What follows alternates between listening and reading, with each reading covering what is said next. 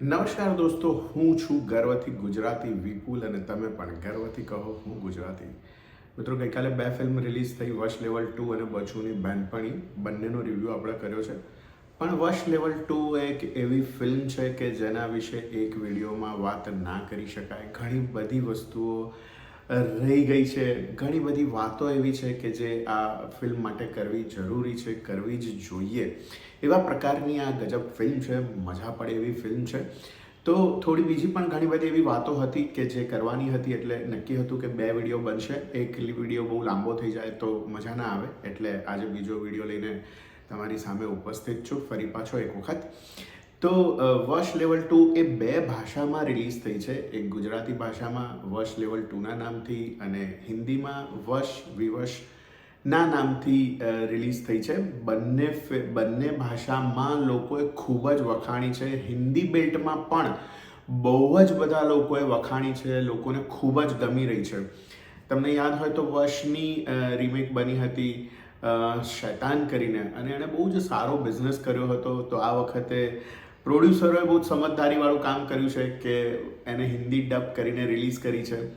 120-25ની આસપાસમાં શૈતાનનો બિઝનેસ હતો, કદાચ 100 કરોડ ઉપર તો હતો જ હતો. તો વશ લેવલ 2 પણ એટલા બિઝનેસ ઉપર પહોંચી શકે છે એવું મને લાગી રહ્યું છે. તમને શું લાગે છે એ તમે કમેન્ટ બોક્સમાં જરૂરથી લખશો કે વશ લેવલ 2 વશ વિવશ હિન્દી વર્ઝન કેટલો બિઝનેસ કરી શકે છે, તમે કહી શકો છો કમેન્ટ બોક્સમાં. તો બહુ જ ગજબ ફિલ્મ છે, મેં ગઈકાલે રિવ્યૂમાં કહ્યું એમ. અને બધાનો અભિનય બહુ જ સરસ છે, જબરજસ્ત અભિનય છે. નાના નાના કલાકારોની પણ વાત કરવાની હતી. એમાં ઘણા બધા એવા કલાકારો છે જે લોકોના નાના નાના રોલ છે, મા બાપના છોકરીઓના મા બાપના રોલમાં છે. ઘણા બધા એવા કલાકારો થિયેટર સાથે સંકળાયેલા લોકો છે, ઘણા બધા. પણ સૌથી અગત્યની વાત એ પણ હતી કે 150 જેટલી છોકરીઓએ આ ફિલ્મમાં કામ કર્યું છે. જે લોકોની ઉંમર 15 વર્ષની આસપાસ હોઈ શકે છે એવી 150 છોકરીઓ, અને એ લોકોએ કમાલની એક્ટિંગ કરી છે. ગજબ ઇન્ટેન્સિટી સાથે એ લોકોએ એક્ટિંગ કરી છે.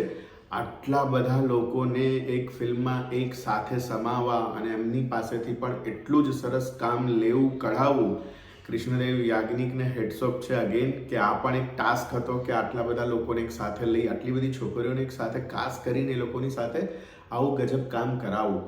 પણ ગજબ રીતે એમણે કામ કર્યું છે, અને ફિલ્મ પડદા ઉપર જે રીતે આવી છે બહુ જ મજા પડે છે, ગજબ મજા પડે છે. તો ફિલ્મનું મેકિંગ મેં કહ્યું એમ ગજબ હતું. ફિલ્મ બહુ જ જબરજસ્ત થ્રિલ છે, થ્રિલ રાઇડ છે. ફર્સ્ટ હાફ તો તમને એક સેકન્ડ માટે પણ ચસકવા નથી દેતો. ફિલ્મની લંબાઈ છે 1 કલાક અને 43 મિનિટ, એટલે કે 100 મિનિટની આસપાસ આપણે ગણી શકીએ આ ફિલ્મની લંબાઈ. અને 100 મિનિટ સુધી તમને ગજબ રીતે જકડી રાખે છે ફિલ્મ. ફર્સ્ટ હાફ તો ક્યાં પૂરો થઈ જાય છે, ઇન્ટરવલ ક્યાં પડી જાય છે ખબર જ નથી પડતી. અને સેકન્ડ હાફ ક્યાંક ક્યાંક સહેજ ફર્સ્ટ હાફ કરતાં થોડોક સ્લો પડે છે, પણ તેમ છતાં એનું એ તમને જકડી રાખવામાં તો એટલી જ સફળ થાય છે. ગજબ રીતે એનું મેકિંગ કરવામાં આવ્યું છે, ને એટલે જ કદાચ એની લંબાઈ બહુ જાણી જોઈને 100 મિનિટની જ રાખવામાં આવી છે, જેથી કરીને ક્યાંય લાંબી ના થઈ જાય ફિલ્મ અને એની પેસ છોડી ના દે. એડિટિંગ બી એટલું ગજબ છે કે બહુ જ ક્રિસ્પી સીન બનાવવામાં આવ્યા છે, એકદમ ફટાફટ ચાલે છે. અને સિનેમેટોગ્રાફી તો જબરજસ્ત.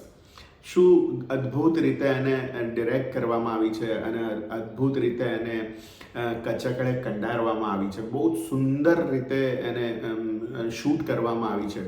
અને મેં કહ્યું એમ ડિરેક્શન, ગજબનું ડિરેક્શન છે. આટલું ભયાનક, આટલી ભયાનકતા કે આટલો ટેરર કે આટલું ફિયર કોઈ ફિલ્મમાં મેં નથી જોયું. ગજબ રીતે ફિલ્મમાં તમને ટેરરનો અનુભવ થાય છે.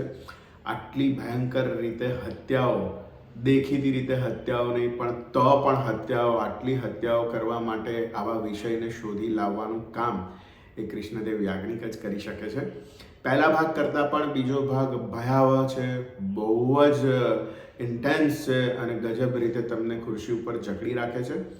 મેં કદાચ કાલે પણ કહ્યું હતું કે ત્રીજો ભાગ આવવો જોઈએ, આવશે જ એવું લાગે છે. ત્રીજા ભાગમાં શું આવશે એ ખબર નથી. કારણ કે બીજા ભાગની વાર્તા પહેલો ભાગ જ્યાં અટક્યો હતો ત્યાંથી બહુ જ અલગ રીતે આવી છે અને બહુ જ સમજી વિચારીને બીજા ભાગની વાર્તા આવી છે. હવે ત્રીજા ભાગમાં શું લાવી શકે છે એ કંઈ જ ખબર નથી, તેમ છતાં આપણે એવી આશા રાખીએ કે ત્રીજો ભાગ આવશે તો મજા પડશે એ જોવાની.